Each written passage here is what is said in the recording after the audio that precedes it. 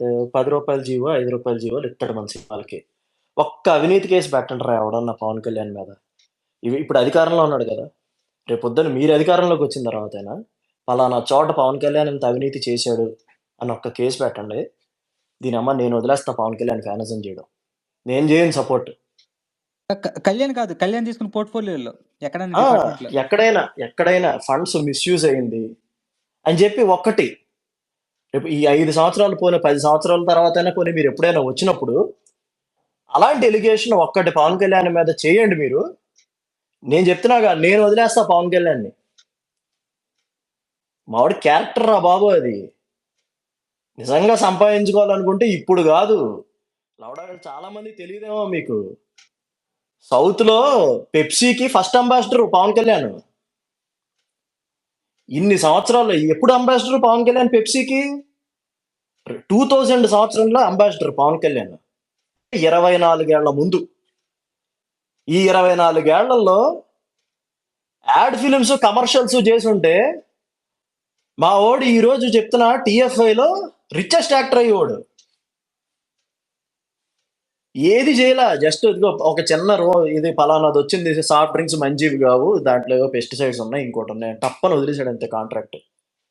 అదే కాదు ఈ రోజు దాకా చేయలే మళ్ళా ఏవి. ఎవరికి చేస్తాడు తెలుసా మావాడు? చేనేత కార్మికుల కోసం వాళ్ళ చేనేత వస్త్రాల మీద గురించి చేస్తాడు. వాళ్ళకుంటాడు బ్రాండ్ అంబాసిడర్ కింద పవన్ కళ్యాణ్. కార్పొరేట్ కంపెనీలకు కాదు. తప్పు కాదు. కార్పొరేట్ కంపెనీలకు ఉండొచ్చు. తప్పేం కాదు. బట్ పవన్ కళ్యాణ్ తన ఐడియాలజీ ఏం చెప్తాడంటే, నేను వాడంది నేను ఎలా ప్రమోట్ చేస్తా అంటాడు. అంత కన్విక్షన్ ఉన్నోడు, అంత డబ్బులు వదిలేసినోడు పవన్ కళ్యాణ్ అనేవాడు ఎప్పటికీ చేయడు ఇలాంటి అవినీతి గాని, ఇంకోటి గాని. ఇప్పుడు నువ్వు దిగిపోగానే వస్తున్నాయి కదా నీ మీద 500 కోట్లు పెట్టి బంగళా కట్టుకున్నావనో, లేదంటే దీనమ్మ జీవితం ఎగ్ పఫ్‌లకి ఎంత తినేసావనో, ఇలాంటి పవన్ కళ్యాణ్ అసలు ఎగ్ పఫే తినడు. ఆఫీస్‌లో ఉండేవాళ్ళకి కూడా తనే తెప్పిస్తాడు డబ్బులిచ్చి బేకరీ నుంచి. అది పవన్ కళ్యాణ్‌కి నీకు డిఫరెన్స్.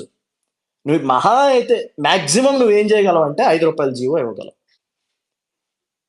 ఏక ఫరక్ పడదు. అర్థమైందా? మా కలెక్షన్ 10 కోట్లు తగ్గుద్ది అంతే. ఏక ఫరక్ పడదు. ఇదే ప్రొడ్యూసర్‌లు 10 కోట్ల కలెక్షన్ తగ్గుద్దని తెలుసు. బెనిఫిట్ షోలకు పర్మిషన్‌లు ఇవ్వడం తెలుసు. రూ. 5 జీవోలు ఇస్తాడని తెలుసు. ఇన్ని ఉన్నా కూడా అదే ప్రొడ్యూసర్‌లు క్యూ కట్టి నించుంటారు. డేట్స్ ఎవరా నాయనా అని. అది ఆయన రేంజ్. పవన్ కళ్యాణ్ రేంజ్ అది. నువ్వు ఏం పీకో చెప్పు. అసలు పవన్ కళ్యాణ్ మార్కెట్‌ని డ్యామేజ్ చేద్దాం అనుకున్నావు. రెండింతలు పెరిగాడు. రెండింతలు పెరిగాడు పవన్ కళ్యాణ్.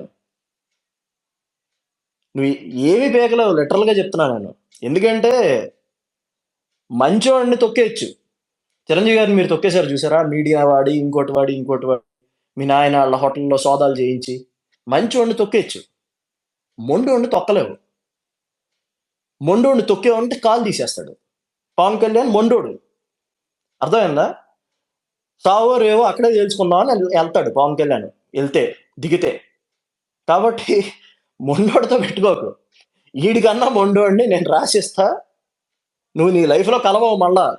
నువ్వు నీ లైఫ్‌లో నీ 'భీమలా నాయకులో' డానీని భయంలా కలిసినట్టు ఉంటది నీకు. ఇక ఆల్రెడీ ఆ సినిమా నీకోసమే తీశాడు.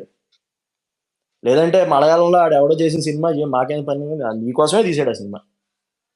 నువ్వు అసలు ఏంటి పవన్ కళ్యాణ్ అంటే ఏంటో నీకు చూపించడానికి తీశాడు అది.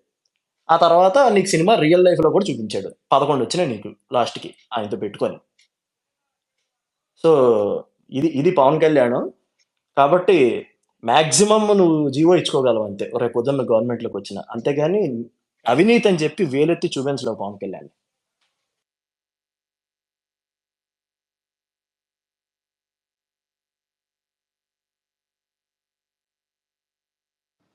న్యూస్